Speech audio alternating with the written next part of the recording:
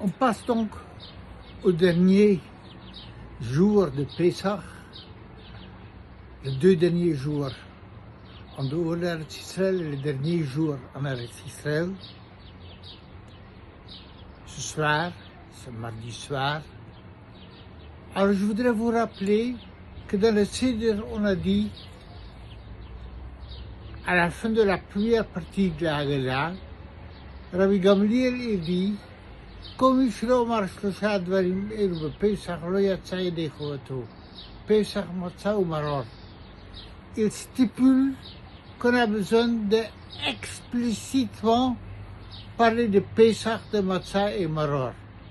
Et le Pesach c'est Hashem She'akadosh Baruch Hu Pasach al Batei Bnei Israël Beret Mitzrayim, qu'Akadosh Baruch Hu l'a enjambé lors de la plaie de la mort du premier-né égyptien. Il a enjambé la maison de Bnei Israël. Matzah, parce que la sortie d'Égypte est allée tellement vite que le pain qu'on a voulu confectionner n'a pas le temps de monter, de fermenter, et c'est donc resté matzah. Et maror, parce que les Égyptiens, mererou et trahié avotenu, ils ont rendu amer, insupportable la vie de nos ancêtres en Égypte. Mais ce que je voudrais juste dire aujourd'hui, c'est la chose suivante. Pesach, c'est manifestement la contribution de Hachem à cette fête. C'est lui qui a enjambé, qui nous a sauvés lors de la 10e plaie. Matzah, la matzah, c'est les Bnei Israël qui ont confectionné. Et ça devient tellement important que ça s'appelle Chag HaMatzot dans la Tfila, la fête des Matzot. Donc c'est notre participation à la fête. Et Mererou et Trayehem, ils ont rendu la vie amère, c'est les Égyptiens. Donc le Hachem, le peuple juif et les Égyptiens sont présents. Et si on ne les a pas mentionnés explicitement et détaillés, on n'a pas quitté la mitzvah.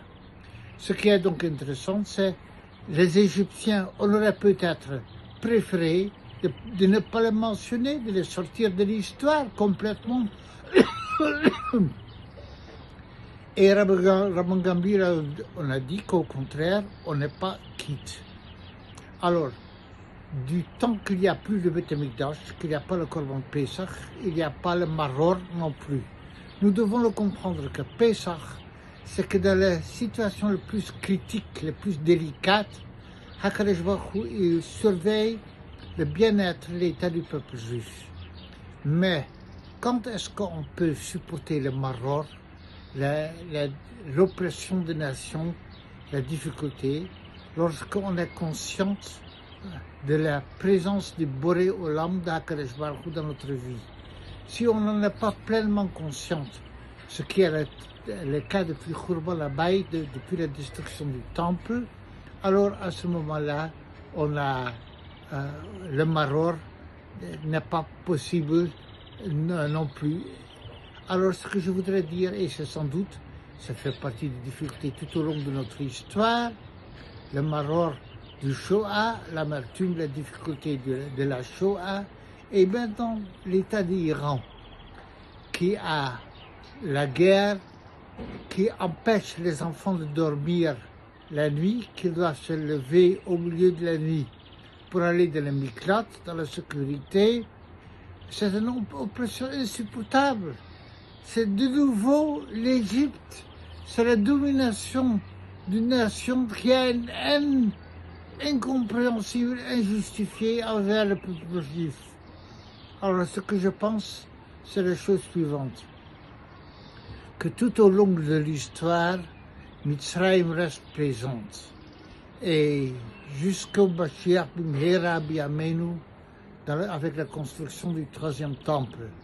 Et si on n'en est pas conscient, alors on n'est pas quitte de la sortie d'Égypte. Donc on a eu un Pessah très difficile en Eretz Israël. Pour les autres, très éprouvante, avec beaucoup de difficultés. Et je pense que c'est un rappel concrète que malgré le fait qu'on est sorti de Mitzrayim, chacun il doit se sentir concerné au premier degré de la sortie d'Égypte.